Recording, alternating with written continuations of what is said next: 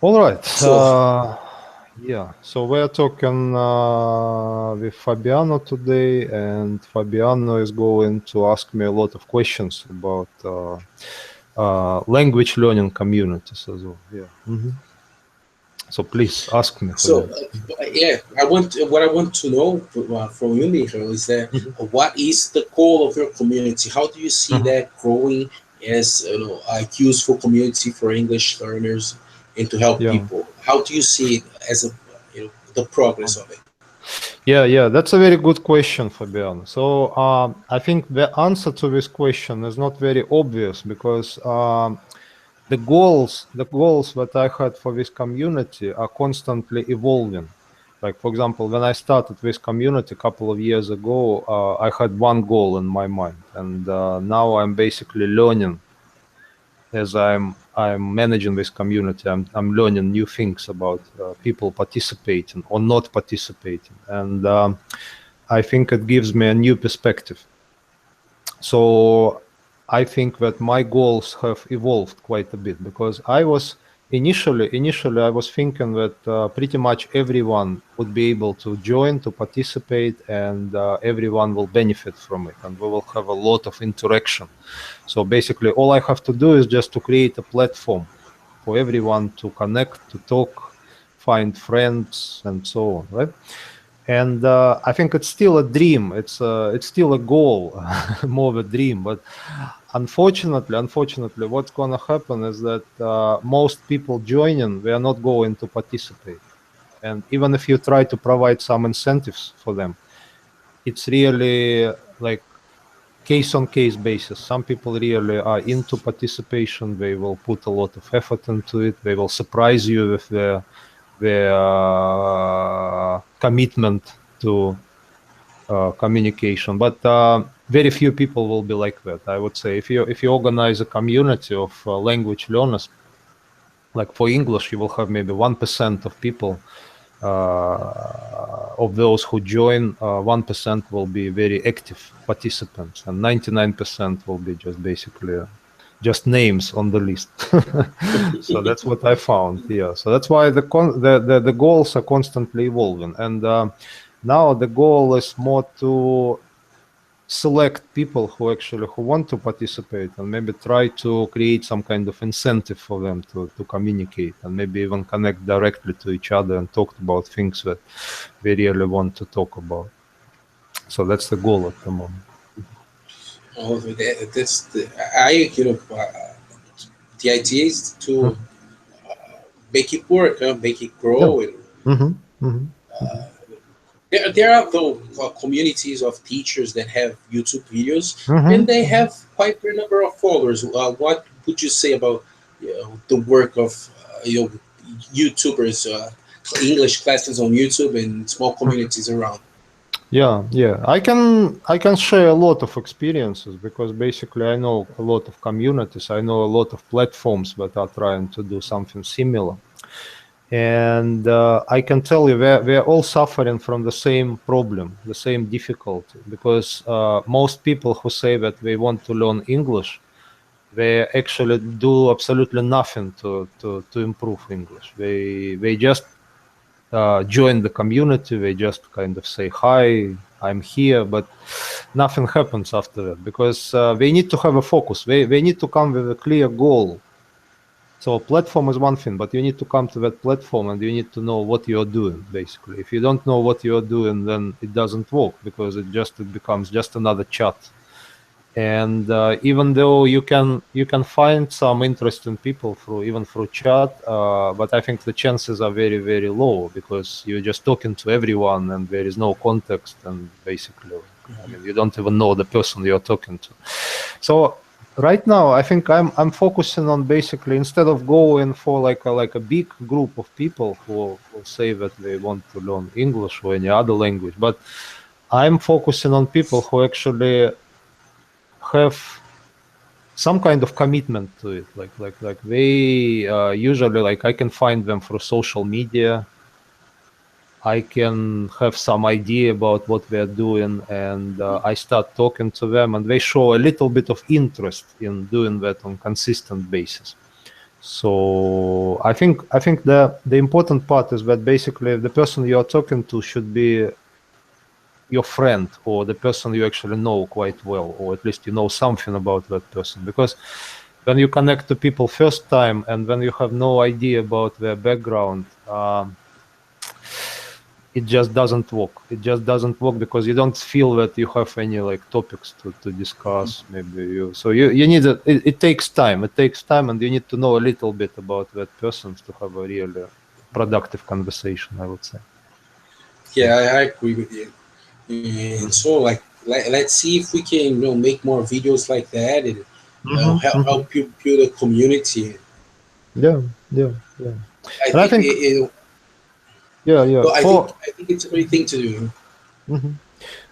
The one that you will probably mention in this discussion is a cross-cultural aspect, right? And I think it's worth making a separate video because we will talk about cross-cultural things later on because it's very interesting. But let me just mention something. I think that the main driving force for me in basically creating all these communities and talking to people is the cross-cultural part because I really want to talk to people who represent cultures I don't know much about, right? So, like for example, a couple of years ago, I had absolutely no idea about Brazilian culture, like absolutely no idea. Like I had the same image as everyone has in their minds, like football, samba, like music, Rio, beaches. That's all, right? That's about it. Like now through communicating with people in Brazil, now I know a lot more, maybe a lot more. I can't even compare my previous knowledge of what Brazilian culture is with what I learned from people. But it just takes time, and also not everyone will be kind of equally interested in talking to you. Like some people, they just kind of they connect to you, they ask you questions, you share some ideas with them, you invite them to talk to you, but nothing happens. So basically, like they drop out, they don't find time, they have no commitment, they have no goals. Mhm. And I think some sort of commitment needs to be there because like if you don't have any commitment, it just simply means that you're looking for something different. Maybe this platform doesn't work for you, you will find another one, perhaps, right? But I found that just chatting with people, this random people, random chat is not really something I would enjoy, and I don't think it's really helpful for most language learners because it's the same as you're basically reinforcing your current level. You already can chat a little bit with people, but it doesn't help you to really improve anything. So That's I agree with that. yeah. And but don't you think it's about the student Hmm. Hmm. to engage in situations, to create these situations that go beyond Hmm.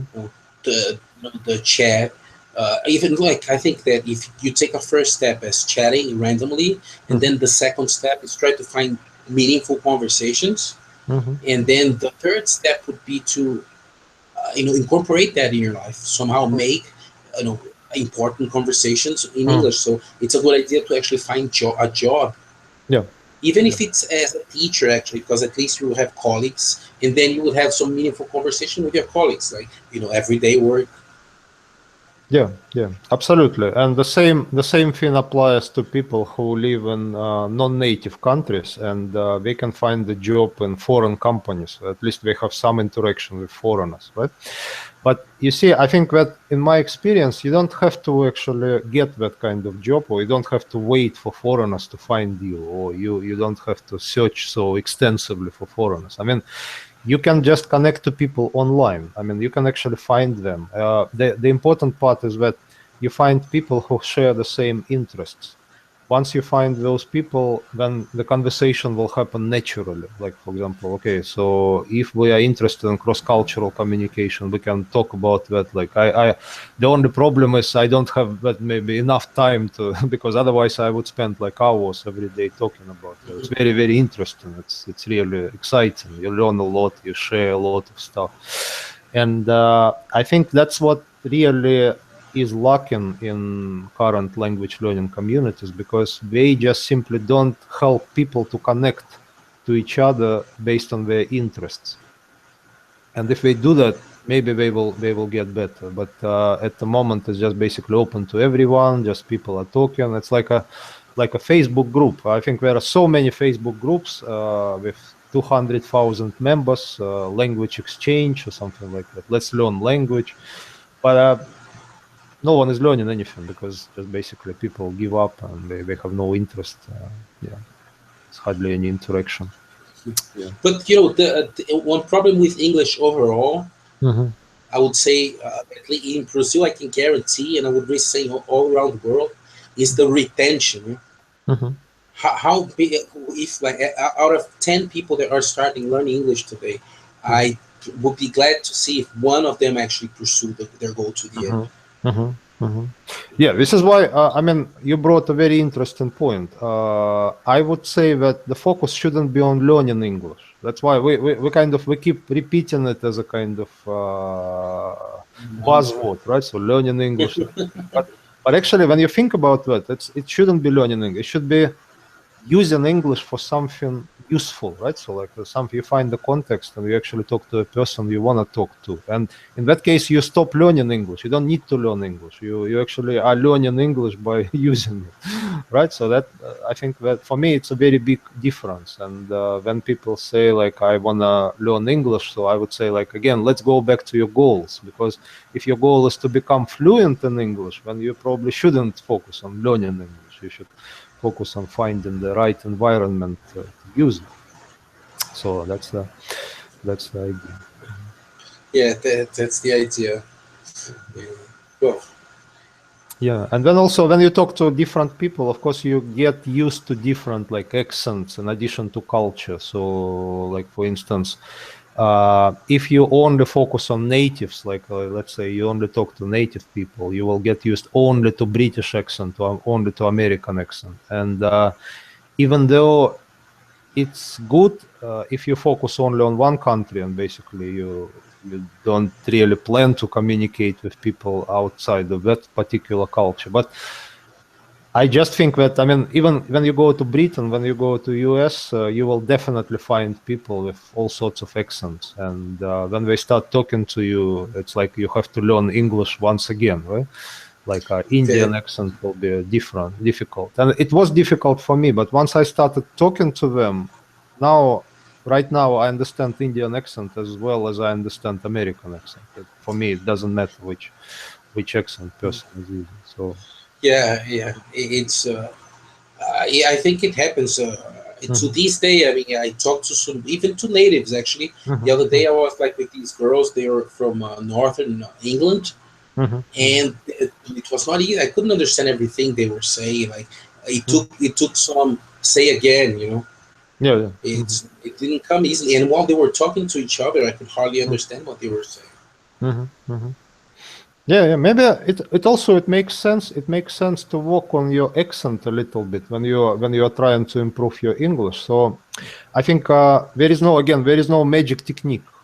Nothing I would recommend in particular. Just to do that pronunciation exercises is something I would recommend to avoid because it's just absolutely doesn't help. But what does help is that when you start getting a lot of input of real life conversations, whether they're real life conversations or YouTube conversations. That's another one. And I think once you start getting a lot of real life input, you will get used to the intonation of language, and the intonation is very, very important. I would say that intonation is more important than pronunciation. The same point applies to Brazilian Portuguese. I mean, the way why what fascinates me about Brazilian Portuguese is that I want to speak it exactly the way Brazilian people speak it, because that's the most important, that's the most valuable part. I mean, like the intonation, like the way they say it, it's very, very attractive. It's amazing, right?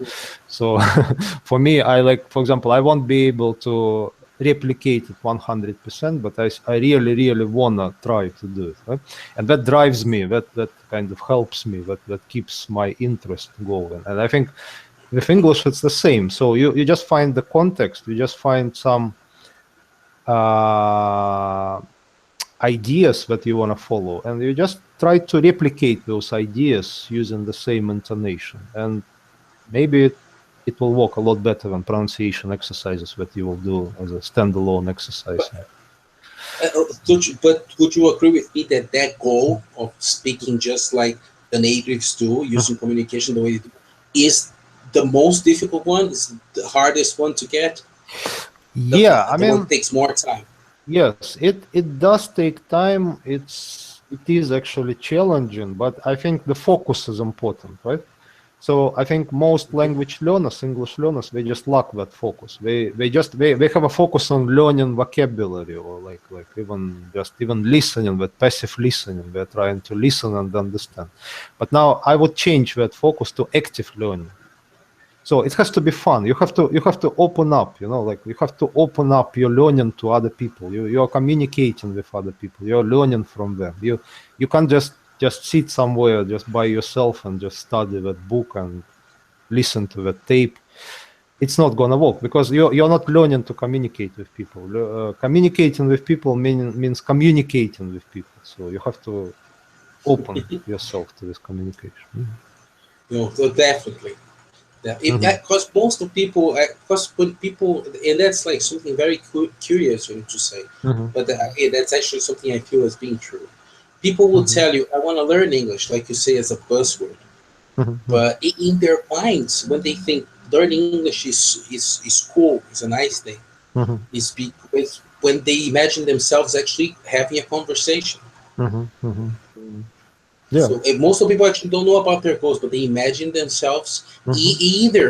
Like I Mm. found out two cases to be the most common: uh, striking up conversations and talking like you do to everyone, Yeah. or watching some content without the aid of subtitles or something like that. Mm. Mm. So that's how people imagine themselves. Well, I'll Yeah. be doing these two things, Mhm. and of course, for them to what they don't know is that actually instead of start doing these two things, they Mhm.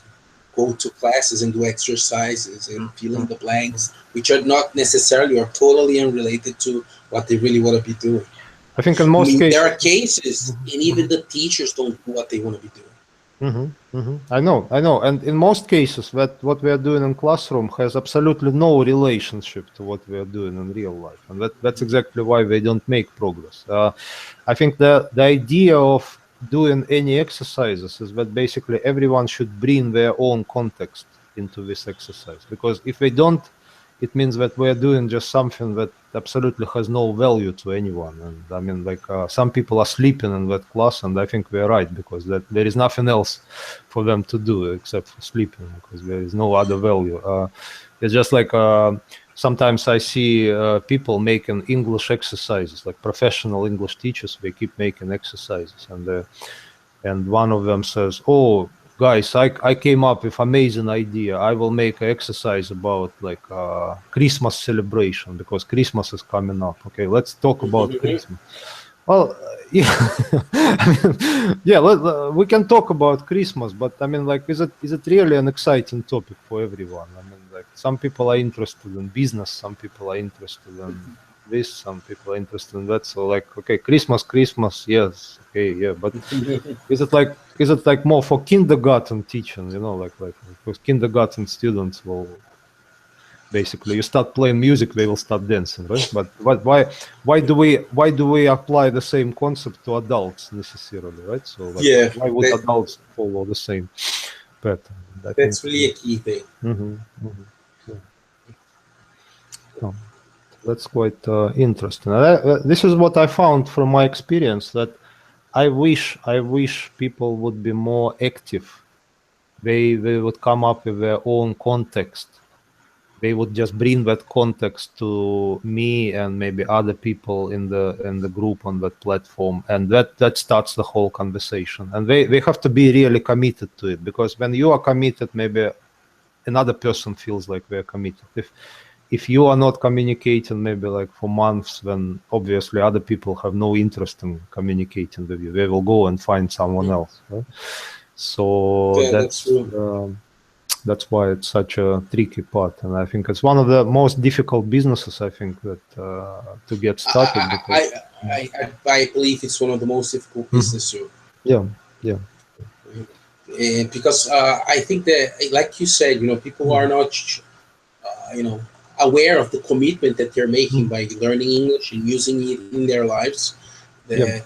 the impact that it's going to have in their lives. So they're not really, aware of, because you change your habits, you end up having Mhm. habits. People that speak English have different habits of people that Mhm. don't. Mhm. So you Mhm. have to commit to a change of habits, and that's where the challenge lies, Yeah. I would Yeah. say. And also you have to be driven by the idea that you will be able to understand other cultures in their native format. So, which means that, for example, I can give you more specific context of British humor and British TV series, especially classic ones, right? So it helped me a lot because it was one of the driving factors behind my progress in English because I found some transcripts of British comedy series and I had a chance to watch them and actually I realized that like when I read the transcript I can understand many words but I won't be able to get the meaning of that joke because like I don't know what what they actually mean but once you understand that in the native format, once you can interpret the meaning of that joke, it becomes really funny. And once we get that wow, like oh wow, now I understand what we're talking about. So next one will come naturally. You will actually find time to check the transcript and try to find out so what exactly was that joke was about and I think that drives your learning really seriously so once you start liking it it's something you get used to Yeah, I very think very I think for me, what worked, pretty well was playing video games, mm-hmm. like RPGs, during the '90s when I was a Right, kid, right. and Mm-hmm. all the content were in English, even though it was not a well written English. Most Mm-hmm. of them were translations from Japanese, and they had a lot of mistakes. Mm-hmm. But I was like so involved in the task of understanding what was on screen Mm-hmm. Mm-hmm. Mm-hmm. that really every every small progress was a lesson. Yeah, Oh, yeah. now I know what that is. Good. Let's Mm-hmm. go. You know. Yeah, yeah. So Yeah, again, we're talking about goals, right? So, like for example, something drives you. Maybe you might not even understand what exactly drives you, but definitely there is something because otherwise you would give up and just do something else. And I mean, like I know a lot of people who actually started reading books in English just for practice, and they give up and they go back to. They still want to read that book, but they prefer to do it in the native language, translated book and obviously it doesn't go anywhere it doesn't make any progress this kind of learning and I think that the goal the driving force is a key here so it has to come from you it cannot come from teacher it cannot come even from friends friends only so, helping you you're guiding you but so it has to okay. be So can I say sure that every learner hmm is a self learner? yes Every real learner is a self yeah learner. absolutely and not only in language learning it's in everything in absolutely everything Mm-hmm. yeah this is why we have Yeah, yeah we go to university for 4 years and basically some people are still magically learning things even in university some people just writing them in the notebook and forget those things no, that's true.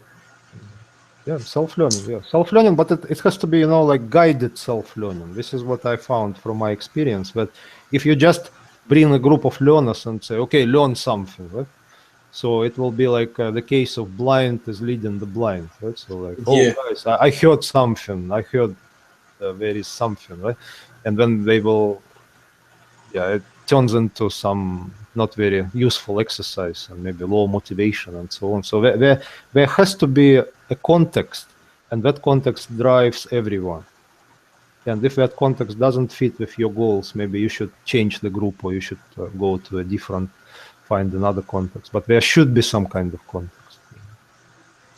yeah. Mhm. I mean, and a long term, a second thing that actually helped my English improve a lot were Mhm. songs. Once So again, yeah I yeah wanted to know what the songs were saying, hmm and that's like I think that gave me a little bit more of how English is structured because they were from the native language, yeah it differently from the translations from games, because they mhm. were not. Songs are really powerful in the context of language learning, because you feel like singing it, right? So I mean, you find your favorite music, and you absolutely don't need to struggle or like force yourself to do it. I mean, it's so natural, it's so great, it feels great.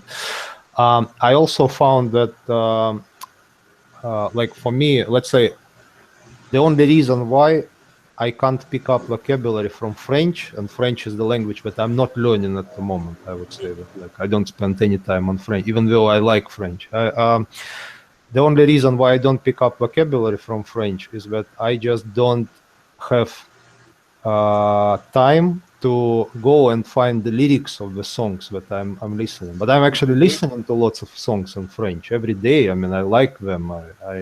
I almost understand some words, but very little, of course. So once I download those transcripts, once I start reading them, I think my vocabulary will increase like exponentially in just a few days, because I already know the song. I can sing it. I just don't know the words in that song. So why would someone? I'm just thinking, why would the language learner, the person who learns French, why would they spend years on trying to learn vocabulary if they can just do it through the actual songs that they're listening to?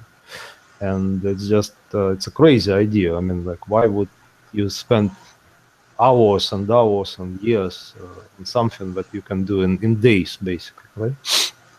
So that's the. There was a story. There's this story of a guy in Brazil. He was a writer, and Mhm, he spent like 5 years. mhm, He really wanted to go to Germany. He loved Germany. He mhm, loved the German writers. So he got to start reading them, and he got some German learning books, and mhm. he studied that way for 5 years. 5 years. Mhm, And 5 years, and then he finally got a trip to Germany. And when he got there, mhm. even though he was reading some books and knowing a lot of words, he found out that he did actually didn't know German. Really, Yeah. he says that, that all it was like in that story. So it's like back in the Mhm, 60s, 50s, mhm. and he said, like, I did all of that just to find out that I didn't actually speak any German, so Yes. I Yes. couldn't do anything when I got there. Right, right, right. I can tell you the same point from my own experience looking at Russian textbooks, right? So like, I'm a native speaker of Russian, and I happen to have a few Russian textbooks, and when I look at them, and I realized one thing, that even though it's Russian, even though the language is Russian, I mean, there is no doubt about that, but we are just focusing on phrases that we don't use in real life. Like, for example, like, I will start learning a new language by just embedding some new phrases, such as uh, tomorrow I will catch a train at 6 o'clock in the morning, right? Hmm. Okay, so that goes on the first page of my textbook, right? Okay, I mean, like, of course, I need that phrase eventually, of course. I mean, no doubt about that. But why do I need it on the first lesson of my language training? I mean, why would I use the phrase, that relatively complex phrase, if I don't know simple things like how to say hello? Like, there are a couple of ways to say hello. There are formal ways, there are informal ways. There are ways to say it to your friends, and there are some other ways to say it to people like you respect. Hmm. Right? I mean, like, these things are a lot more relevant to the first lesson of any language, and I think that demotivates people. I mean, what's the point of just repeating some random phrases instead of just kind of getting used to the language the way native speakers are using it? If you listen to a few conversations, you can clearly see the patterns. Like, people are using the same phrase all over again, and that phrase doesn't go in the textbook. That it's just missing. It's not there. It's just the textbook talks about something else. No, I think that well, like going back to the matter of goals, if Mm-hmm. your goal is to really just to go there, Mm-hmm. because if you're going to use a textbook, like I have to take a train at 6 in the morning, that's Mm-hmm. because in your mind you're going to travel and carry the textbook with Right. you. So if you need that sentence, you will read it.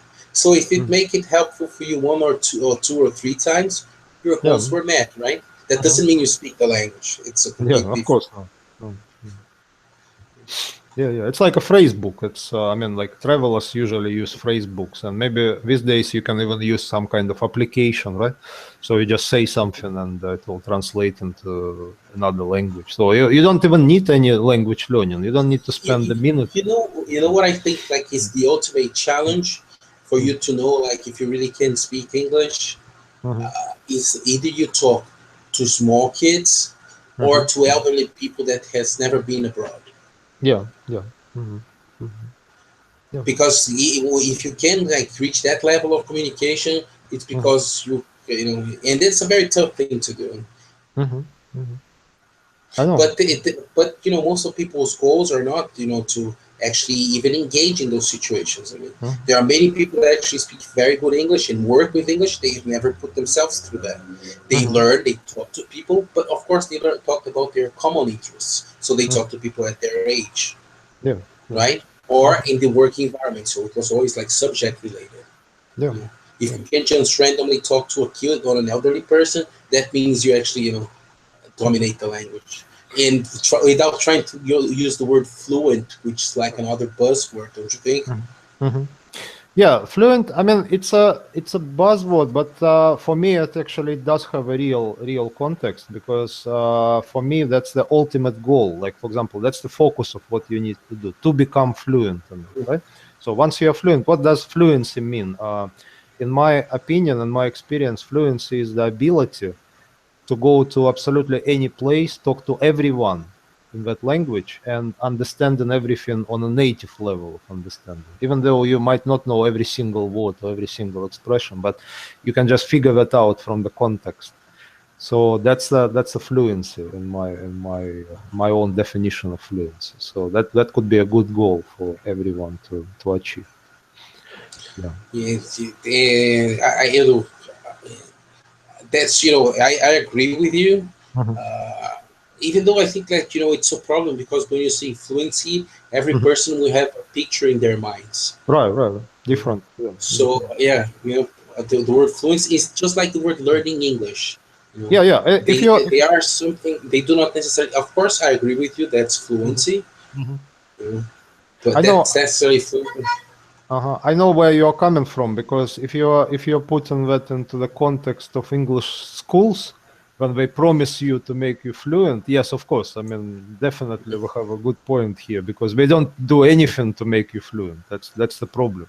they they do the opposite. So that's exactly, yeah. But I mean, you have to come up with your own ideas how to become fluent. I mean, fluency is just a goal, right? So how to get there, it's up to you. I mean, you can get there in 3 months if you actually stop using your native language and start using on the foreign language. You might in 3 months you will do magic. I mean, seriously, but that requires a lot of effort and requires a lot of commitment from you. So yeah, not many people will do it. So that's why. Yeah, well, we can make it a goal to find people and do it, and Yeah. Yeah. like I said, saying that on video now, Mhm. uh, make these people here and try to make this media here as a tool Mhm. for people to. It's like I went to a lecture the other day. Mhm. It was an event like with lots of you know speakers. Mhm. And one of them had this school which was called Ingenio Maker. He is spearheading something he calls the maker culture. Mhm. Make a culture. So Mhm. the maker culture is related to, and his idea is to help people build things, Mhm. you know, i- by doing it. Yeah. Yeah. Yeah. So I think that in that spirit, we should try to make this media, this the Facebook and here. Mhm. We should Mhm. try to make it as a way for the best environment for people to learn English by using it, Yeah. which Just is not something, yeah. because of course we're dealing with human beings and some kind of practice that is different from building a machine. Mhm. But I think it's a good goal, if we can get more and more people. I think it's almost the same process. I totally agree with you that basically you need to be in charge of that building a machine, right? So I mean, no one's gonna build that machine for you. You just Mhm. kind of, you need parts, of course, you need some knowledge, you need some, but you learn it through by building a machine, right? So you don't learn it just somewhere on the side and then just suddenly become engineer. Oh, no, like first in the classroom or some exercise sessions or anything of the like. It really doesn't fit. No. And but that's true for the machine. That's true for English as well. The difference is that the machine involves it's more it's more pragmatic steps, whereas the language learning involves some practices like getting talking and listen to music. So it's different in that sense. But I believe that both can be learned only by practice. Like no exercise, not 100% off of school related kind of material. Yeah. I think the only exercise I recommend is just to, whenever you come up with some new phrase and you actually want to remember that phrase, you need to actually come up with some examples. So someone needs to guide you. Like, for example, okay, this is how we use this phrase, and there are some samples, like real life samples, not just some like textbook exercises, but real life samples of usage. That will help you to kind of to get that phrase into your mind. And then next time you hear it, to say, oh, okay, yeah, I remember I saw a couple of videos they were using this phrase. So only in that sense learning is helpful. Everything else learning is not helpful in my experience. Yeah, I can. I have this idea too, that a practice that involves you reading lyrics in English, and then being able to repeat it without reading it. Once you know the whole lyrics and you can say it without reading, even it's just like, no, I give you one sentence and you say the next two or three. It's another good thing. But then again, we're talking about things that work with me and work with you, right? Nothing guarantees that it's going to work with the next person. True. Would you agree with me? And even though it's true, actually, I can state it as a true fact. But on the other hand, like something is still controversial about this statement, because every single person I know, in my experience, learned to communicate in English in basically the same way. I mean, they were using, of course, different methods. Maybe they used different contexts, but they all started speaking. It's that the most important part is just like you have to go through it. You by doing all these English exercises, you are still simply avoiding that point where you have to start speaking. So the more you avoid it, the longer your process of learning gets, and Yes, that's true. It's very sad when working as a teacher and find students that has been in school for 1 or 2 years maybe and never really like had the experience of speaking. It's like it's tough because you see like you have 2 years, but you're actually on day one. Yeah, I know. Yeah, most people will give up, and I understand why, because there is no context, there is no progress, there is just like, I mean, they're doing it only as a hobby or some kind of party, or like, but they're doing the same thing again and again, so it doesn't help. Yeah. Great. All right. Okay, yeah. So I think, yeah, that's a great talk, and I'm sure we will actually extend this talk and subsequent sessions, so we'll talk about other aspects of language learning. But I think it's great. I think so too. Let's bring people and try to make this something really helpful for people to actually put it to work. Yeah, and that's also great, like to hear from different people and their experiences, because once you get like because they will definitely have different experiences, different context, different way of getting used to language, but the result is the same basically. I mean, we're getting to the same point, but maybe we're using a little bit different ways, avenues, but the most important thing is just to keep going. I think that's what most learners who get stuck with English learning, that's what they don't do. They don't keep going. They don't see the right direction to go, and they need to see it. They need to do it. Yeah. Great. That's great. Yeah. Okay. Excellent. Yeah. Thanks a lot, Fabiano. Yeah. Thank you. Thank you. Yeah. See you. See you. See you next time.